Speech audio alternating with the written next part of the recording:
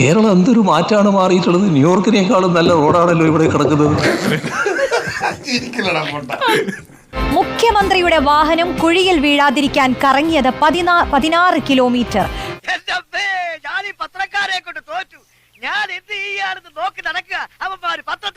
കുഴി നിറഞ്ഞ കുന്നംകുളം തൃശൂർ സംസ്ഥാന പാതയിലൂടെയുള്ള യാത്ര മുഖ്യമന്ത്രി ഒഴിവാക്കി. ആരോടും പറയല്ലേ, അംബോയിസരാട്ടാ.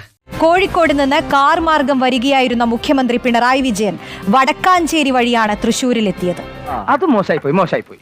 അപ്പൊ തൃശ്ശൂർ പാലക്കാടേക്ക് പോയി. ഭയങ്കര ആശ്ചര്യ കുട്ടിക്ക്.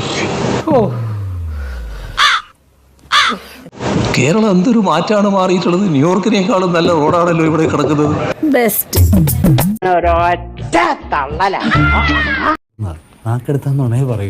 മുഖ്യമന്ത്രി, നിങ്ങൾ ഈ റോഡ് കാണണം, ഈ വഴിയിലൂടെ സഞ്ചരിക്കണം. താങ്കൾ വഴി മാറിപ്പോയതുകൊണ്ട് മാത്രം ഈ പ്രശ്നത്തിന് പരിഹാരമാവില്ല.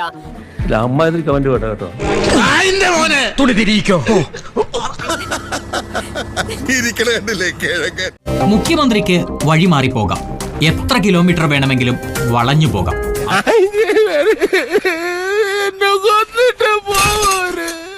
അതിന് ഔദ്യോഗിക വാഹനമുണ്ടല്ലോ, സർക്കാർ ചിലവുമുണ്ട്. ഊതിയതല്ലേ, കാറ്റടിച്ചപ്പോ മനസ്സിലായില്ലേ.